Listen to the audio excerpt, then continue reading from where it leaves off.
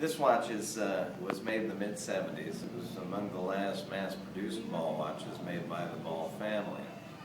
They continued to make a few commemorative pieces up until 1988, which is when the original Ball company was liquidated. But this was among the final of the railroad watches made by the Ball. This has got a 17-jewel Swiss Inca block movement in it, and there's sort of an ironic story associated with this time period. The American watch industry pretty much died in 1973 as the last two fully vertical American firms were both sold. Those were Hamilton and Bulova, and both their production facilities were shut down. The Hamilton factory in Lancaster, Pennsylvania, and the Bulova factory in New York were both closed.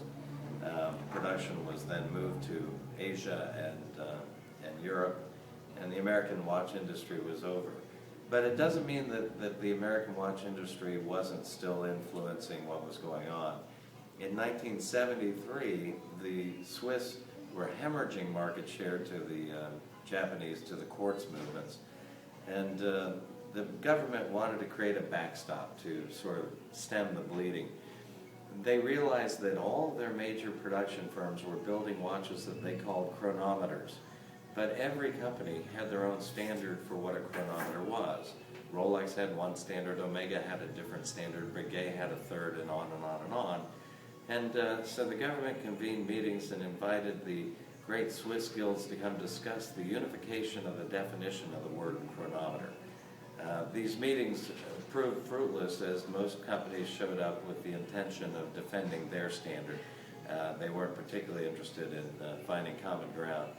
And ultimately, the government officials realized that if they used a Swiss standard, they'd be committing political suicide, because they'd have one company very happy with them and everybody else would despise them. And so they dismissed them all, sent them home, and said, we'll take care of it.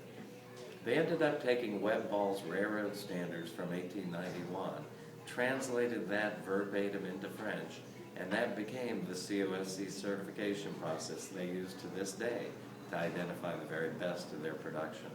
And not only did Webb Ball teach the Swiss how to build a watch, he taught them how to evaluate them as well.